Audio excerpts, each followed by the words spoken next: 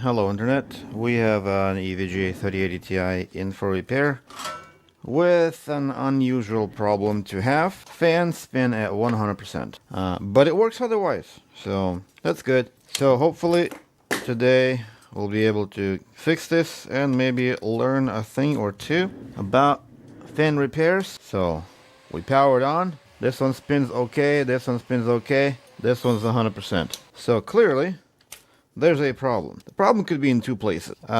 It's either maybe a resistor, a pull-up resistor, or a U-gate that's near the fan connectors, or it could be the core itself. The core itself has two separate fan controllers. It can control two fans. The fact that you have three here, and you have three on most of the cars, is simply because they piggyback off of its neighbor, and then one signal basically controls two fans. In the case of the EVGA, they went a step further and they implemented a firmware controlled fan inside of the LED RGB thing controller there that causes nothing but trouble. So that's besides the point. That's for the EVGA. If you have a problem with the third fan, then look no further than that stupid LED thing, most likely you need to flash it with the correct firmware if you screwed that up, or just reset the everything to default using Precision X from EVGA. So we're gonna split this thing in half very, very carefully. This card had not been taken apart ever before, so it doesn't really wanna give way very easily. So we're gonna have to be super careful, applying pressure as gently as possible. And I'm just kind of keeping the pressure on, allowing things to slowly separate. So if that doesn't work, I can probably apply a little bit more pressure on this end of the board. Okay, maybe a little bit here, and just keeping it under tension, letting things to separate slowly on their own. I do not want to go close to the area of the hook. I want to be prying somewhere in this general area, but away from the hook. So like almost in the middle. And I'm just kind of holding it down, letting it slowly make its way out. And the reason why I do this slowly is because I don't want any excessive force applied on the board. That's oftentimes the reason why it no longer posts after you opened it up for cleaning. So same thing on the back. A lot of resistance. Card had never been taken apart. Very, very slowly, painfully slowly. Alright, so it's starting to move, so that's good. Alright, we're finally starting to move. Let's go ahead and continue on. There we go. And one more connector out on the back. And we are free. So obviously all of that, except for the driver MOSFET pads, need to be replaced. We can probably replace the driver MOSFET pads as well. They're kind of dry too, but a lot of times they're fine. But the memory here is super thick. Memory pads are super dry. They're not dry to a point of them being brittle, but they are not salvageable at this point. If you take the card apart and you see that the pads are breaking down in pieces like this, yeah, that's your sign. They need to be replaced. So let's scrape the old ones away. Okay, I'm going to scrape the rest of it off the board straight into the trash can to keep the workstation clean, or at least as clean as possible. And then whatever's in between, I'm going to brush it away with a very hard toothbrush. This is not a toothbrush, this is a brush for like metal work or whatever. Alright, here we go. Most of it is out, so now I'm going to clear out, maybe vacuum this. Okay, now I'm going to wipe the coils, and I'm going to wipe the memory chips with the pad. That pad is going to ensure a clean surface on the top of the memory chips. And that's critical. If the memory chips are dirty, the pads will not do their job. If the memory chips are greasy, the pads will not do their job.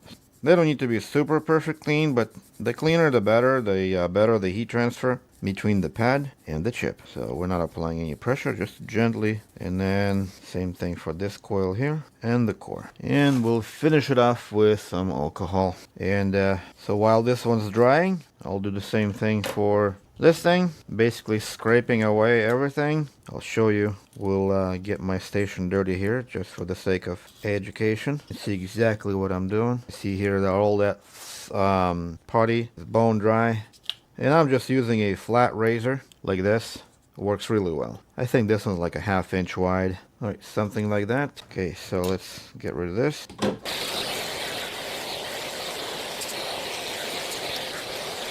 One more pad to get rid of the PTM or a phase shifting compound from the area of the core. That pad works really well for that purpose. This is the pad I use. It's just absolute magic when it comes to cleaning the PTM off the core. There we go. Maybe so you can focus right there. We can apply some here. It'll dissolve anything except plastic and your fingers. So best pad to get. Absolute best. It's petroleum based, so you know it's good. It's made from the decomposed guts and bones of your ancestors, and that's how you know it's good. All natural, environmentally friendly, 100%. Alright, so the cooler is ready. I'm not going to be applying any pads on the cooler. We'll be applying the pads on the board, but let's go ahead and figure out the issue with the board. Okay, so we probably want to go under a microscope, see what's going on in here. And so we want to figure out which of these U-gates is responsible for delivering the PWM signal and where the PWM signal is to begin with. So what we're gonna do is well, we can probably power the board and see. So let's go ahead and put this board on the stands so that we can power it on and figure out what's what. We'll be able to easily identify the 12 volt pin and the ground, but we want to know which pin is the tachometer pin, and then we want to know which one is the PWM pin. And that PWM pin, it's misbehaving right now, and that's what's causing the whole thing to go crazy. So the PWM pin is most likely just a flat line. Right, so we're gonna power the board and have a look at the oscilloscope. Believe it or not, we might need an oscilloscope for this. So let's see. Alright, so oscilloscope is on the left top corner. Let's flip the power switch and see what the first pin does. First pin does nothing. What about the second pin? Second pin goes high. Third pin, it doesn't go high, it just raises a little bit. And the last pin, can't really get to it. Hold on. There. So that, let me go ahead and scale the screen a little bit. So what is this? So this looks like a PWM signal to me. Okay, what about the other fan? What does this do?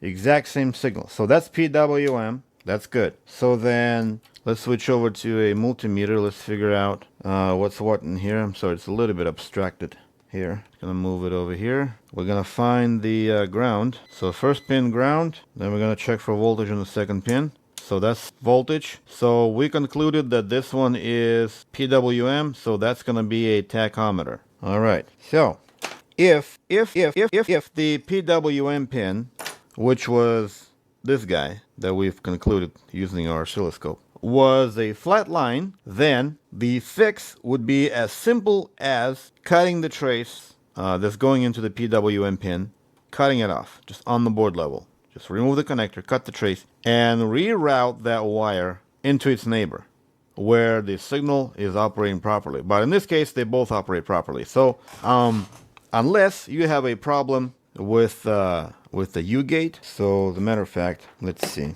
I'm not even sure if this is the U-gate that's connected to it. Oh, we can see that. So output and then the PWM. Yep, so the output of this U-gate is directly connected to here. And then the other U-gate is connected to here. Alright, see?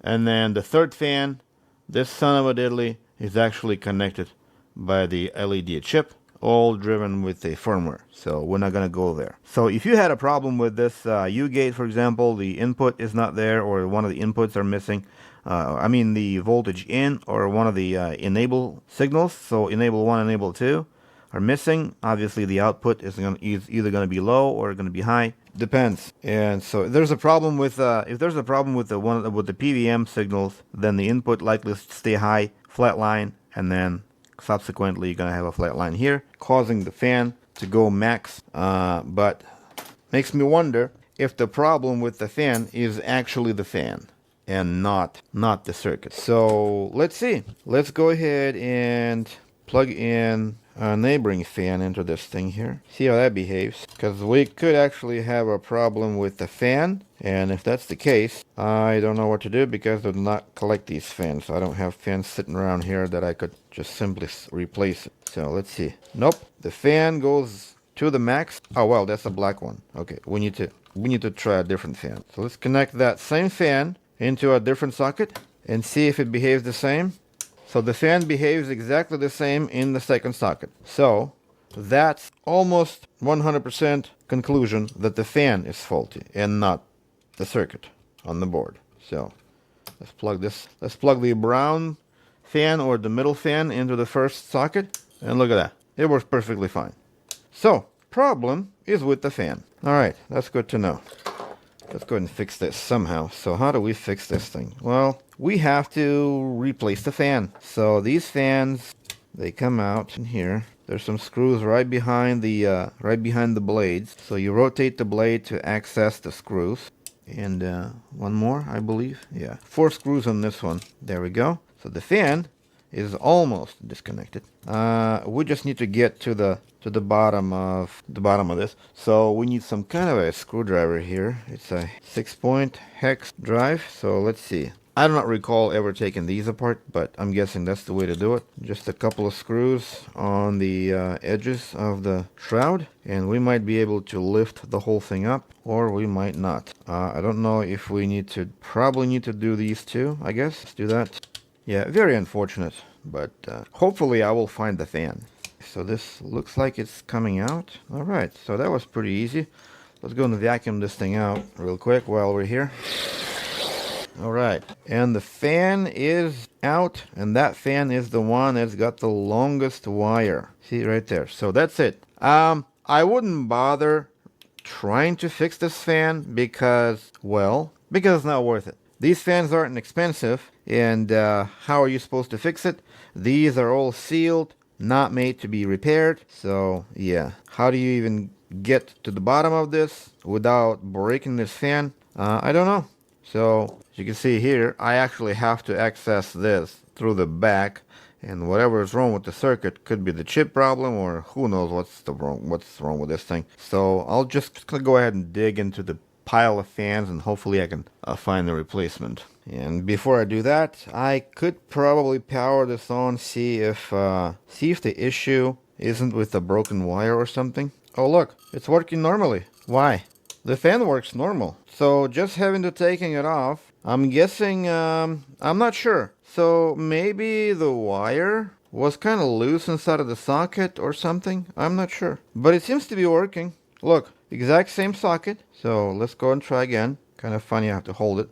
Yeah, it works perfectly fine. So maybe all it was just a poor connection inside of the socket. Maybe no, I don't think so. It had to be something else. It had to be a wire problem. I can't really see where that problem could be originating. It has never been taken apart, so I would not suspect any kind of yanking issues. But maybe, I don't know. Let's try another socket.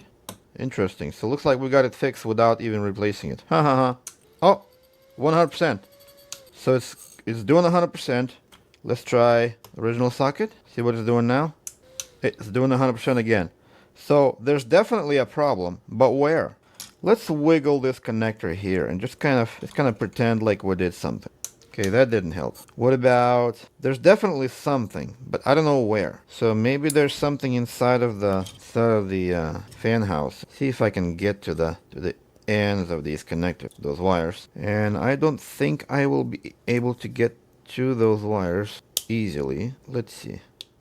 All right, so let's go under the microscope, see if there's any kind of crack solder joints or whatnot. Maybe a factory defect. Oh yes, there we go. That explains everything. We have a connection issue, as you can see there. So perfect. Nice. We found the problem. So right now, all I need to do is to somehow gain access to that hole. So let's break away more plastic, and we're gonna pull this wire out so I can sort of prepare it, if you will. Not sure exactly how I'm gonna go about doing this. Okay, there we go. So let's go and get this wire prepped if we can. Here we go. Isn't that incredible, huh? I did not expect to see that. That is definitely a factory problem here. There's no way that this wire would have broken by the user. No way. Alright, so let's apply some solder here. There we go.